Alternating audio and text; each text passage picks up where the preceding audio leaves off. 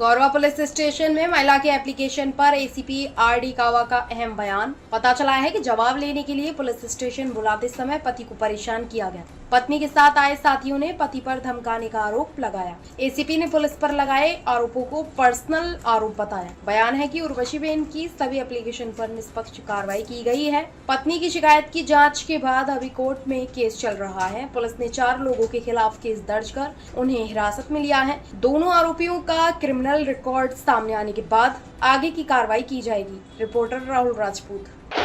गई 19/5 रोज एक महिला नामे ઉર્વશીબેન જગદીશભાઈ એમને એક ગોરવા પોલીસ સ્ટેશનમાં અરજી આપેલી હતી, જે અનુસંધાને આરોપી તરીકે એમના હસબન્ડનું નામ દર્શાવેલ હતું. એમના હસબન્ડને નોટિસ આપી પોલીસ કાર્યવાહી માટે એમને ત્યાં બોલાવવામાં આવેલ હતા.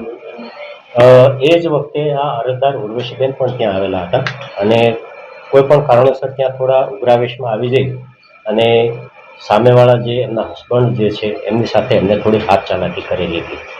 ત્યાં સુધી આ બધું એક ભાવાવેશમાં થયું હોય એવું આપણને માનવાને કારણ હતું, પણ ત્યાર પછી ત્યાં જાહેર રોડ ઉપર ઉર્વશીબેનની સાથે જે બીજા 3 માણસો આવેલા હતા, એ આ કામના જે સામાવાળા હતા કે ઉર્વશીબેનના હસબન્ડ છે એમને ત્યાં ગુનાહિત ધમકી આપે છે.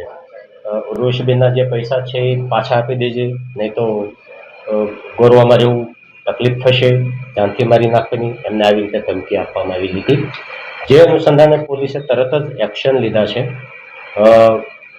બનાવ જે છે એ ગેરકાયદેસરનો બનેલ હોવાથી ઉર્વશીબેન વિરુદ્ધ તેમજ તેમના 3 બીજા સાગરીતો વિરુદ્ધ ગોરવા પોલીસ સ્ટેશનમાં ગુનો દાખલ કરવામાં આવેલ છે. એમને એડવોકેટે પણ આક્ષેપો કર્યા છે કે પોલીસે સાથ સહકાર નથી આપ્યો, ગુનો દાખલ કર્યો છે. હા, એ એમના પોતાના વ્યક્તિગત આક્ષેપો છે. ગોરવા પોલીસ સ્ટેશનમાં એમને કોઈ રિસ્પોન્સ ના કર્યા હોય એવું તો બન્યું જ નથી. ઉર્વશીબેન પોતે અરજી આપે છે તો એ અનુસંધાને ક્વિક એક્શન લેવામાં આવે છે, સામેવાળાને બોલાવવામાં આવે છે. પોલીસ સ્ટેશનમાં આવ્યા પછી અરજદાર પોતે સામેવાળા સાથે મિસચીફ કરે કે મિસબિહેવ કરે તો એ તો વ્યાજબી નથી ને. તો એ વસ્તુ પણ એમના એડવોકેટે ધ્યાને લેવી જોઈએ. ખબર નહીં હવે એમને શું તકલીફ હશે, પણ એ આક્ષેપો કરેલા છે એ ગલત આક્ષેપ. 7 અરજીઓ આપી છે ગોરવા પોલીસ સ્ટેશનમાં, પણ કોઈ એક્શન લેવાયા નથી, કોઈ ફરિયાદ દાખલ થઈ નથી એવું એમનું કહેવું છે.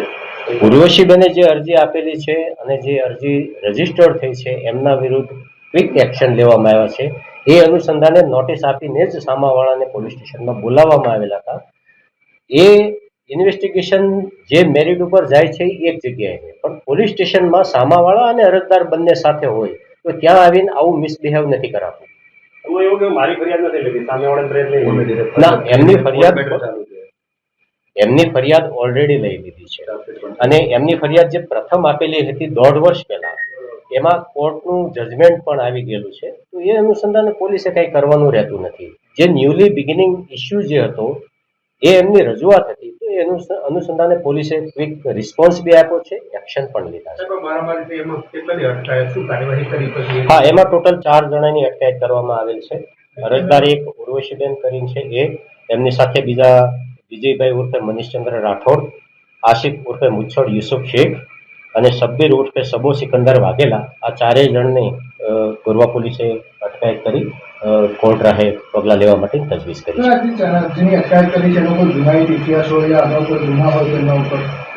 હા, એ તપાસનો વિષય છે, પણ 2 જણ વિરુદ્ધ ગુનાહિત મટીરિયલ થોડું મળી આવ્યું છે, જે અનુસંધાને અમે એમના ઉપર એક્શન તો લઈશું. હા, ઓળખતા હશે તો સાથે આવ્યા છે ને, એ એમને નામથી ઓળખે છે, એમની સાથે એમને વ્યવહાર પણ છે, એમને વોટ્સએપ ઉપર કમ્યુનિકેશન પણ થાય છે, મોબાઈલ પર કમ્યુનિકેશન થાય છે. દેટ મીન્સ દે આર પરિચિત. એ પરિચિત તો છે જ.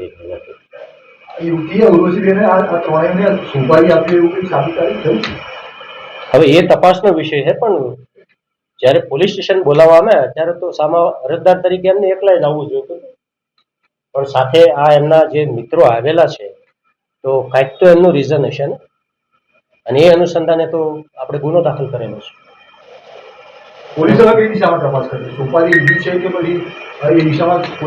હા, પોલીસે એ દિશામાં તપાસ તો આદરી છે, પણ એવું કાયદેસર સોપારી કહેવાય એવું ન કહી શકાય, પણ એ એમના મિત્રો તો છે. મિત્રોએ આવીને એમની મદદમાં ઊભું રહેવાનું હોય, કંઈ પોલીસને આસિસ્ટ કરવા માટે સપોર્ટ જોઈતો હોય તો એ કરવાનું હોય.